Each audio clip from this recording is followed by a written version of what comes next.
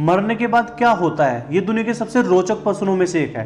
हम अपनी उम्र अच्छा खा पी के और एक्सरसाइज करके बढ़ा तो सकते हैं, पर अमर नहीं हो सकते। आज की टेक्नोलॉजी की बात करें तो आखिर में सभी की मौत होनी ही होनी है।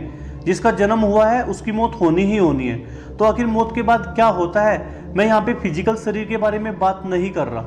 शरीर तो आखिरकार मिट्टी में मिल जाता है। क्वेश्चन ये है कि मैं, जी हाँ, इस शरीर में जिसे आप मैं कहते हो, यानी हमारी आत्मा, ये आखिरकार कहाँ जाती है? अभी आप जिंदा हो, ओके, मतलब आप फील कर पा रहे हो कि आप हो, इसे कॉन्शियसनेस कहते हैं। तो सवाल ये है कि क्या मरने के बाद भी आप अपने होने को फील करते हो, या आप पूरी तरह से जीरो हो जाते हो?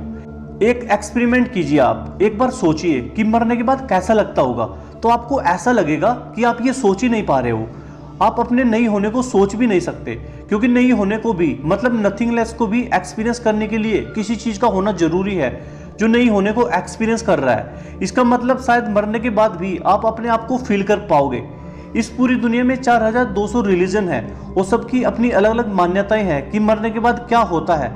पर असल में एक ही ग्रुप है जो असल में जानता है कि मरने के बाद क्या होता है। वो ग्रुप है मरे हुए लोग। तो चलिए मरे हुए लोगों से ही पूछते हैं कि मरने के बाद क्या होता है। ऐसे कई लोग हैं इस दुनिया में जो ये दावा करते हैं कि वो मरने के बाद भी जिंदा हुए हैं। जी हाँ, ये सच है, और मॉडर्न भाषा में इसे एनडीई कहते हैं, यानी नियर डेथ एक्सपीरियंस। आपने ऐसी घटनाओं के बारे में कभी न कभी जरूर सुना होगा।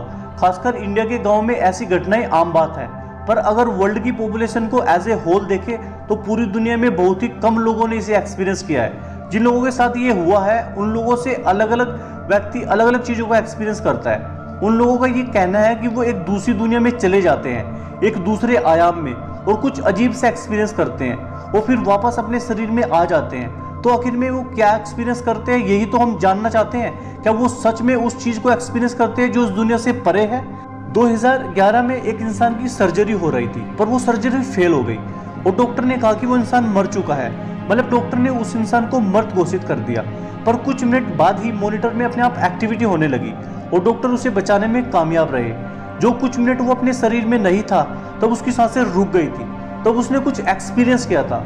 उसने उस कुछ को ऐसे एक्सप्रेस किया, उसने ये कहा कि वो एम्प्टीनेस यानी कुछ नहीं को एक्सपीरियंस कर रहा था। मतलब उसे ऐसा तो नहीं लग रहा था कि वो तैर रहा है, पर वो जस्ट था, वो अपने प्रेजेंस को फील कर पा रहा था। और एक दूसरा केस है एक कॉलेज स्टूडेंट का जो स्लीप पिल्स की ओवरडोज के चलते गिर पड़ा। पड़ोसी ने एक एम्बुलेंस बुलाई। जब एम्बुलेंस उसे हॉस्पिटल ले जा रही थी उसी दौरान उसकी मौत हो गई। अब इसे चमत्कार कहिए या कुछ और, 3 मिनट के बाद उसे होश आया और उसने 3 मिनट में उस लड़के के साथ में क्या क्या हुआ उसने सब बताया। उसने ये कहा कि वो अपने शरीर से निकल चुका था, वो अपने ही शरीर को देख रहा था एम्बुलेंस में। जी हाँ, उसने अपने ही शरीर को देखा था। मतलब उसकी आत्मा उस शरीर से निकलकर अपने ही शरीर को देख रही थी। अजीब लगता है ये सुनने में, पर क्या उस लड़के ने जो एक्सपीरियंस किया था वो आत्मा थी या उसके दिमाग का कोई भ्रम?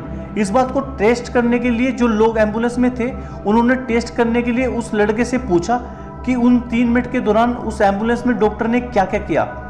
तो उस लड़के ने एक एक एक्टिविटी को रिकॉल कर दिया और उस 3 मिनट के दौरान एम्बुलेंस किस मोड़ से गई, किस मोड़ से गुजरी, वो भी उसने सब बताया। उसे सब याद था। इसका मतलब जो वो बोल रहा था वो बिल्कुल सच था। ऐसा एक्सपीरियंस हजारों नहीं लाखों लोगों ने किया है और अलग अलग केस में हर कोई अलग अलग चीजों को एक्सपीरियंस करता है। रिसर्चर ने उन एक्सपीरियंसों को एक साथ रखा जो ज्यादातर लोगों के साथ हुआ। सबसे कॉमन एक्सपीरियंस जो होता है वो होता है एक टनल का एक्सपीरियंस। मतलब लोगों को लगता है कि वो एक सुरंग से गुजर रहे हैं। और कई लोगों को आउट ऑफ बॉडी एक्सपीरियंस होता है जिसे वो अपने ही शरीर को एक दूरी से देखते हैं, जैसा उस एम्बुलेंस वाले लड़के ने एक्सपीरियंस किया था। मरने के बाद जो ये एक्सपीरियंस होता है जो लोगों ने कहा वो बहुत ही ज़्यादा अजीब होता है। मतलब आप सोच भी नहीं सकते हो कि वो सीन कैसा होता होगा। जिंदा स्टेट में जो आप सोच सकते हो वो उसके परे है, इसलिए वो लोग सही से डिफाइन भी नहीं कर पाते, क्योंकि उस समय जो होता है उसे शब्दों में बयां करना बहुत ही मुश्किल होता है। वो उस लकीर को एक्सपीरियंस करते हैं जो जिंदगी और मौत को अलग अलग करती है। ज़्यादातर लोगों को आउट ऑफ बॉडी एक्सपीरियंस होता है जिसके बारे में मैंने अभी आपको बताया है। कईयों को डार्कनेस का एक्सपीरियंस होता है, यानी नथिंगनेस का। इस डार्कनेस में वो कुछ फील ही नहीं कर पाते हैं। मतलब उनके लिए दुनिया बिल्कुल होती ही नहीं है, लेकिन वो खुद होते हैं। मतलब कुछ नहीं होने के बावजूद भी वो खुद एग्जिस्ट कर रहे होते हैं उस समय में।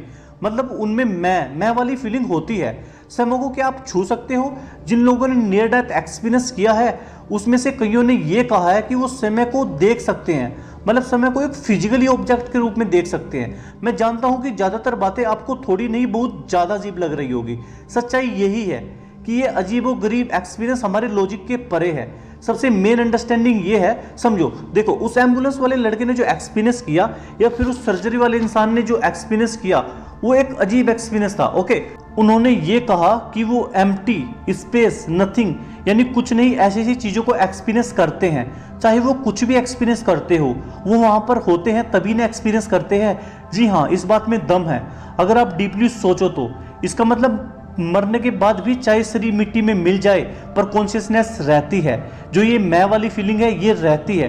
तो मेन फैक्ट यही है कि हमारा शरीर मर जाता है पर जो हमारी मैं वाली फीलिंग है यानी कॉन्शियसनेस ये नहीं मरती। अब इन लोगों के एक्सपीरियंस के ऊपर यही फैक्ट बने हैं। सच्चाई तो कोई नहीं जानता पर फैक्ट तो यही कहते हैं। और फिर से मैं यही कह रहा हूँ कि जो हमारी ये मैं वाली फीलिंग है ना ये कभी मरती है। आत्मा सिर्फ शरीर बदलती है या फिर शायद अगला जन्म लेती है, पर अगला जन्म एक अलग ही टॉपिक होता है।